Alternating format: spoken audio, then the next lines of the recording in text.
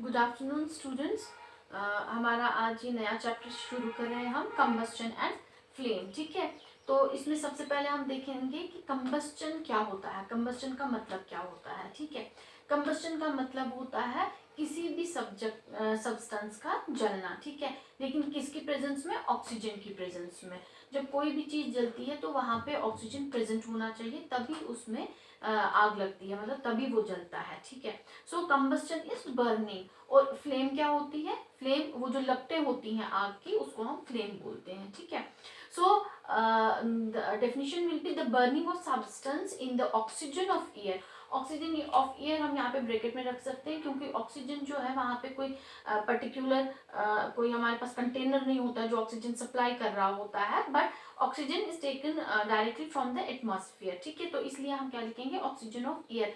हवा में जो ऑक्सीजन प्रेजेंट है उसकी वजह से जो बर्निंग हो रही है किसी भी सब्सटेंस की, जो कि जलने के बाद हमें क्या देता है? हीट और लाइट देता है। हीट मतलब गर्मी और लाइट मतलब रोशनी पैदा करता है। ठीक है, are produced is called combustion.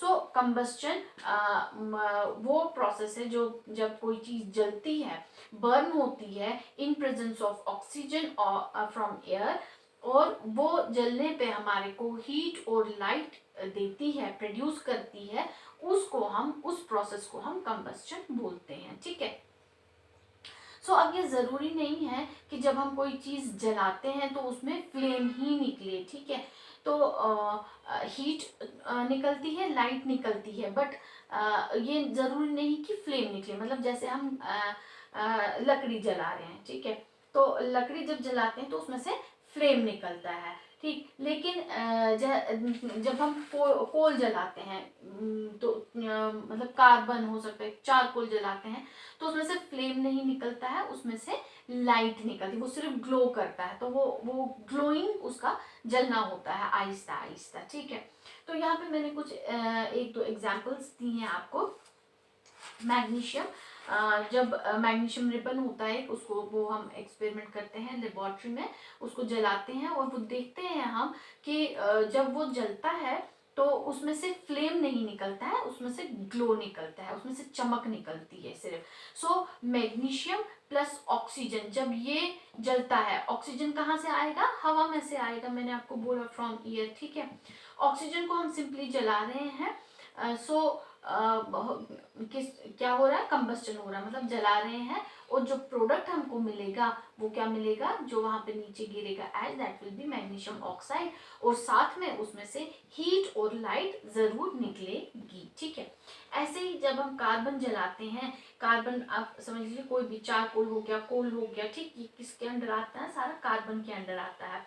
So carbon हमने जलाया, और पता है ऑक्सीजन कहाँ से आएगा? हवा से आएगा। जब ये जलेगा तो ये क्या हमको देगा? कार्बन डाइऑक्साइड गैस वहां से निकलेगी, पक्का निकलेगी, और हीट और लाइट। आप, हम यहाँ कश्मीर में रहते हैं और आपको भी पता है यहाँ का मौसम बहुत सर्द होता है, विंटर्स में बहुत ठंड होती है यहाँ पे।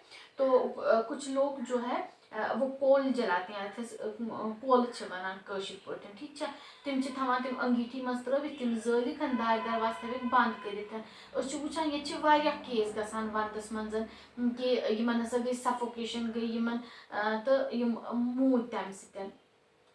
तो वजह गसान यी कि युथुई तिम कोल जालान, दार दरवाज बंद आसान, ऑक्सीजन कहीं आसान, सो युस गैस प्रोड्यूस करान, कार्बन डाइऑक्साइड गैस प्रोड्यूस करान, सह साने खतर जहर आसान। तो युथुई सो इनहेल करान, तम लुकन डेथ गसान, तो वो बोलते हैं कि इनको सफोकेशन की, दम घुटने की वजह से लोगों की मौत हो जाती है। तो इसलिए कभी भी ऐसे जो अब हम ये कोयले या ये अंगीठियाँ या वो कोयले की बुखारी जलाते हैं, तो वहाँ पे ज़रूरी हमारे को खिड़की खुली रखनी चाहिए, ताकि फ्रेश ऑक्सीजन उस कमरे में एंटर करता रहे, ताकि इंसान, जो भी लोग वहाँ पे हैं, उनको कोई तकलीफ ना पहुंचे, उनको कोई नुकसान ना पहुंचे। ठीक है, अब बैक टू दिस कंबस्टन।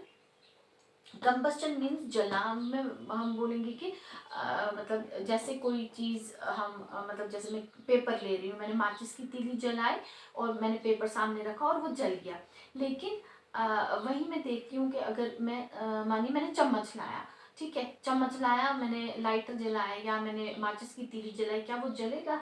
नहीं जलेगा।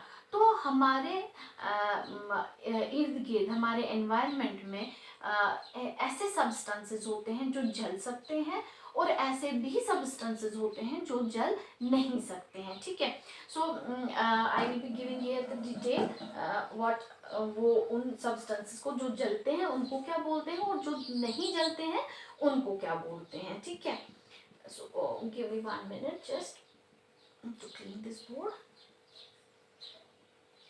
यस, सो वो हम उसको बोलेंगे combustible substances। और दूसरा है नॉन कंबस्टेबल।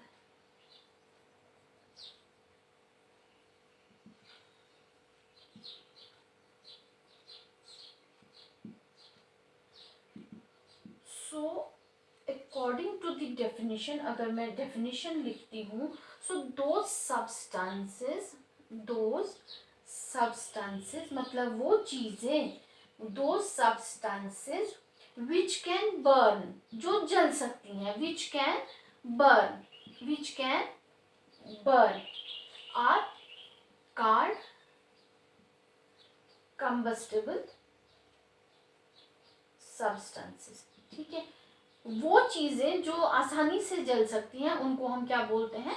कंबस्टेबल सब्सटेंसेस बोलते हैं। ठीक है, सो here you can give example of paper, जो सबसे इजी एग्जाम्पल है हमारे पास, जो बिल्कुल ही हम जैसे ही माचिस की तीली लाते हैं तो वो जल उठता है, वो पेपर। जैसे हमारे पास कोई कॉटन का क्लॉथ होगा और हम कॉटन लिखेंगे यहाँ पे, जैसे हम अपना गैस जलाते हैं, एलपीजी, एकदम से कंबस्टेबल, एकदम से तीली लगाते हैं और वो जल जाता है।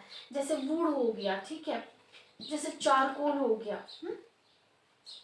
These are all examples from our daily use life. ठीक है, जो हम आम अपनी जिंदगी में इस्तेमाल करते हैं चीजें, जैसे केरोसिन, अभी भी बहुत सारे गाँव में केरोसिन का इस्तेमाल होता है। ठीक है, केरोसिन हो गया, कोल हो गया, काउडंग केक्स हो गए,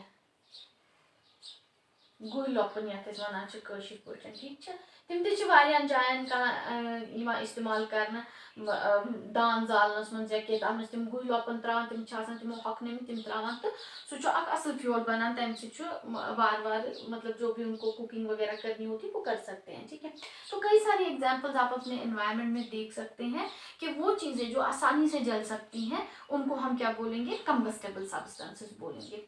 अब नॉन कंबस्टेबल क्या होता है? नॉन कंबस्टेबल हो गया वो सब्सटेंस जो नहीं जलेगा। नॉन मतलब सीधी सी बात है, कंबस्टेबल को ये सो दैट नॉन लगोज विद नॉन को नहीं गो, जो नहीं जल सकता है। कंबस्टेबल का मतलब है जो जल सकता है, नॉन कंबस्टेबल का मतलब है जो नहीं जल सकता है। सो यहाँ पे अगर हम डेफिनेशन देखेंगे, दो सब्सटेंसेस बिल्कुल सेम, बस थोड़ा सा फर्क है इसमें डेफिनेशन में। दो substances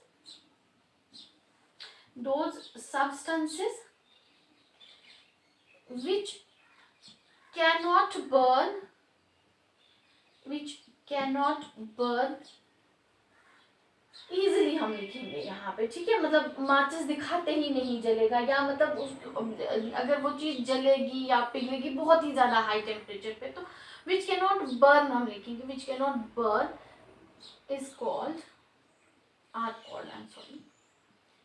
called non-combustible substances। non-combustible substances।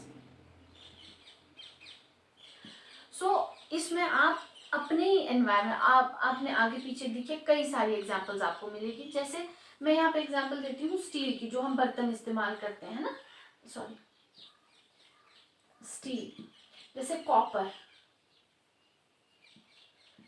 जैसे ब्रिक, ईंट हो गई है ना, सीमेंट हो गया, क्या ये जलता है? नहीं जलेगा। जैसे आयरन हो गया, डजंट ना। तो कई सारी एग्जांपल्स हम इसमें ले सकते हैं, आप अपने इर्द गिर्द देख सकते हैं। वो चीज़ जो नहीं जलती है वो किसके अंडर आती है? नॉन कंबस्टेबल सब्सटेंसेस के अंदर। और वो चीज़ जो जलती है वो किसके अंडर आती है? कंबस्टेबल सब्सटेंसेस के अंदर, ठीक है।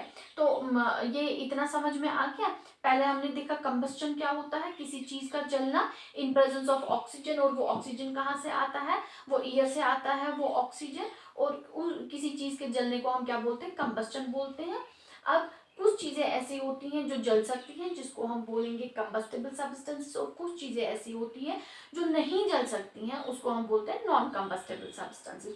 कंबस्टेबल सब्सटेंस में हमने एग्जाम्पल दिया, आम हमने पेपर दिया, कॉटन दिया, एलपीजी दिया, वुड दिया, चारकोल दिया, केरोसिन दिया। आप अपने इर्द गिर्द और भी कई एग्जाम्पल्स ऐसी ढूंढ सकते हैं, ठीक है। नॉन कंबस्टेबल सब्सटेंस में हमने एग्जाम्पल दी, आम जो स्टील हम घरों में बर्तन यूज करते हैं, कॉपर जो हम घर में इस्तेमाल करते हैं, ईंट हो गई, सीमेंट हो गया, आयरन हो गया। आप इसमें कई और एग्जाम्पल्स ऐड कर सकते हैं जो आप अपने एनवायरनमेंट में इर्द गिर्द देखते हैं, ठीक है। Now just 1 minute, I will rub it of.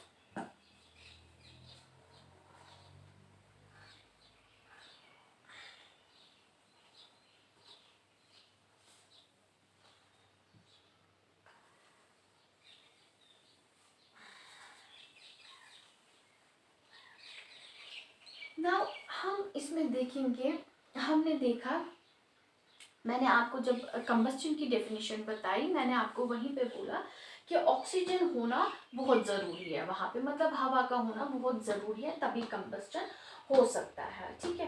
तो कुछ कंडीशंस होती हैं कंबस्टन के लिए, ठीक। Conditions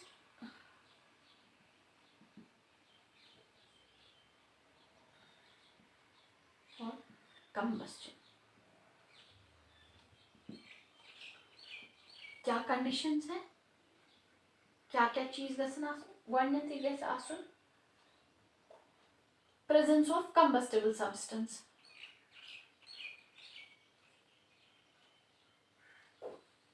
sorry, presence of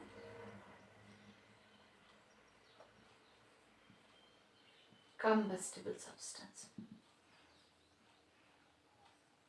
Second is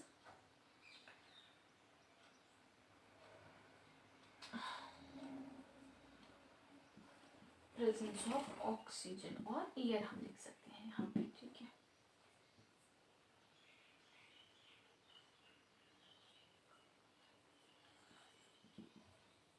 Heating the combustible substance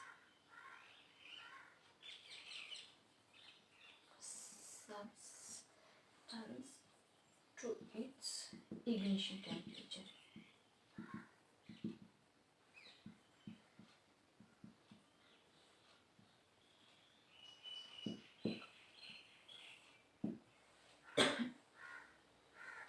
सो अब ये जो कंबस्टन है, इसके लिए कुछ कंडीशन ज़रूरी होती हैं, ठीक है।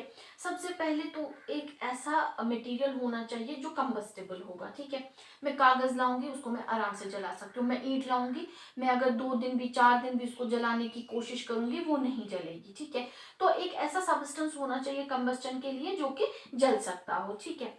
फिर next is presence of oxygen. वो तो हमको पता है, हवा का होना बहुत ज़रूरी है वहाँ पे। अगर हम एक ऐसी जगह पे जहाँ पे कि बिल्कुल हवा ना पहुंच सके, तो वो आग वहां पे ज्यादा देर तक नहीं टिक सकती है, क्योंकि ऑक्सीजन का सप्लाई उसमें कंटिन्यूअस होना चाहिए, ठीक है। हवा की वारिया जरूरी बेचो अक्सर चीज जरूरी यूजन के दर्जी थे कि। तीसरा is heating the combustible substance to its ignition temperature. अब ये इग्निशन टेम्परेचर क्या है यहाँ पे, सु चीज युस कंबस्टेबल सब्सटेंस यूजन के दर्जी थे कि सो चीज तोतान हीट करूँ कि रेह लगी इग्निशन टेम्परेचर में, जहाँ पे वो फ्लेम पकड़ता है, आग पकड़ता है, तब तक हमने उसको वो हीट देनी है, ठीक है।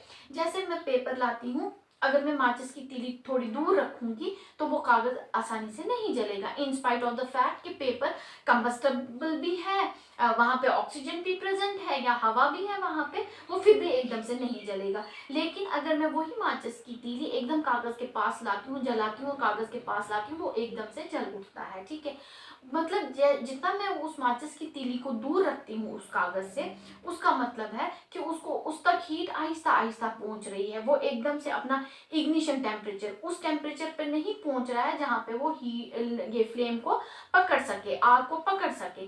तो ये आसान सा एग्जाम्पल है कि जितना दूर मैं माचिस की तीली रखूंगी पेपर से वो जल्दी आग नहीं पकड़ेगा, लेकिन जितना नजदीक रखूंगी वो एकदम से गर्म हो जाएगा और उस टेम्परेचर तक पहुंच जाएगा। सो इग्निशन टेम्परेचर वो टेम्परेचर होता है जहां पे कि कोई भी कंबस्टेबल सब्सटेंस फ्लेम को पकड़ लेता है, उसमें उसमें आग लग जाती है। ठीक है, सो आज हमने ये तीन जो लास्ट में मेन चीज़ें पढ़ी, इसकी कंडीशंस क्या क्या ज़रूरी हैं कंबस्टन के लिए, और हमने देखा कंबस्टन की डेफिनेशन क्या है, कंबस्टेबल सब्सटेंसेस क्या होते हैं, नॉन कंबस्टेबल सब्सटेंसेस क्या होते हैं। This is all for today. So next session में हम इसके आगे पढ़ेंगे। ठीक है, okay, thank you, till then goodbye and take care.